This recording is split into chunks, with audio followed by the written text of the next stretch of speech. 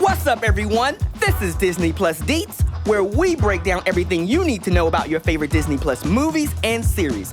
I'm Kenneth. And I'm Marcellus, and not to toot our own horns, but we're pretty much the biggest Disney Plus fans out there. No, let's do it. Toot toot, beep beep. That's right. Let's get into it. Ring ring. Hello, who is it?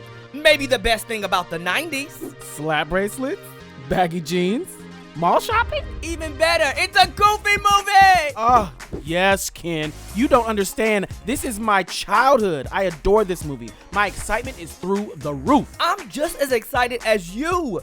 Goofy is one of my favorite characters. Where are we starting, Ken? We're going all the way back to 1932 when Goofy made his big screen debut in the Mickey Mouse cartoon short, Mickey's Review. That's right. The character was originally named Dippy Dog, then Dippy the Goof, and just the Goof before Walt Disney landed on Goofy. Goofy is such a perfect name.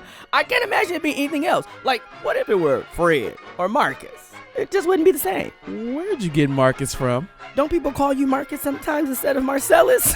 Yes, they do, and that's not my name. Goofy rose in popularity over the 1940s and starred in many of his own shorts, but it wasn't until 1995 with the Goofy movie that he had a starring role in his own solo feature film. I ain't mad at you, Goofy. I'm still waiting for a starring role in my own solo feature film. You know what, Ken? I'll make a call. I know some people.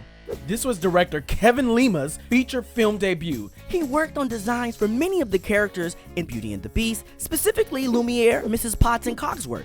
Lima wanted to deliver something modern and unexpected with this movie.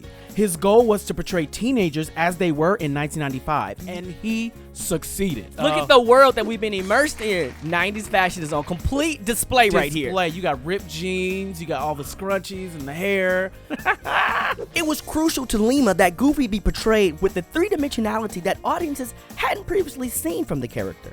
He wanted to give Goofy an emotional side that would add to the arc of the story and for the audience to connect to his heart instead of just laughing at his silly antics. He really is such a great father in this movie. Bill Farmer, Rob Paulsen, and Jim Cummings all reprised their roles from Disney's Goof Troop television series. Max, however, was aged up to be in high school and recast with the voice of Jason Marsden.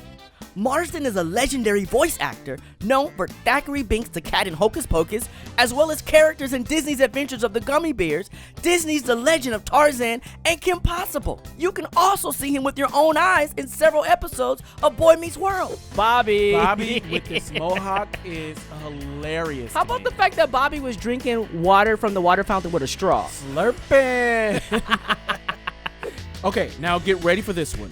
Jim Cummings, the voice of Pete, can be heard in so many Disney classics. In addition to roles in Disney's Adventures of the Gummy Bears, DuckTales, Chip 'n Dale Rescue Rangers, Tailspin, and Aladdin, Cummings voiced both Winnie the Pooh and Tigger in The New Adventures of Winnie the Pooh, Ed the Hyena in The Lion King, and Darkwing Duck himself. You just read his Disney resume and my childhood at the same time. Jim Cummings makes me feel like an underachiever. Oh, look. Roxanne is so happy. Roxanne is excited. Roxanne is the love interest who Max is spending the entirety of the film to try to connect with. She's so sweet. And look, he gets his little popularity chops. Right. Now we must talk about the great Disney legend, Bill Farmer, who has been voicing Goofy for over 30 years. According to Farmer, normally for a movie like this, Bill recorded 3 to 4 days plus a few extra days for pickups. For a Goofy movie, Bill recorded 43 days over 2.5 years. That is dedication. Come on, smile. Our classic Goofy. Most of the film was animated in France. Because this was before the internet, director Kevin Lima would tape himself acting out scenes as the characters and ship the tapes to the animators in Paris. Lima says it's often frightening how similar Max's expressions are to his own.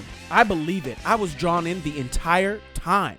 If you look at the balloons here, you might see a shape that looks a lot like, well, you know who. Mickey Mouse! It's just nice to know he's out there. It is. Oh, I love this scene. Possum Park feels like somewhere I would have a birthday party at. Like, this looks fun. Are you kidding me? Yes. You want to go to Possum Park? Do you see how happy everybody is? Sometimes you gotta look at stuff with a different lens, kid. Max is not having it. Oh, fun fact, Kevin Lima is actually the voice of Lester. Listen, if I could get my hands on one of those hats, my life would be complete. This is really one of my all-time favorite movies. Seriously, it's such a fan favorite today, but can you believe it wasn't quite a hit when it first opened at the box office? I know, especially since it's considered such a beloved classic today. I remember at the D23 Expo in 2015, the room was packed for a 20th anniversary panel with the cast and crew from the film. Everyone received a well-deserved standing ovation.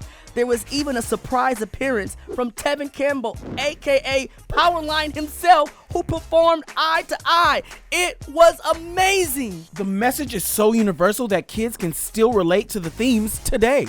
I love learning that Bill Farmer says people still come up to him and say this movie changed their relationships with their dads. I think Max really learns a powerful lesson that the most courageous thing that you could be is just to be yourself. Be yourself and stand out. And when you do, you start to see it eye to eye. That's our show for today. Marcellus and I are off to play his Powerline album from start to finish. Be sure to like, subscribe, and check out A Goofy Movie, now streaming on Disney+. Take care of yourselves and the planet, and we'll see you next time. Marcellus and Ken signing off. Hey everybody, Mambo!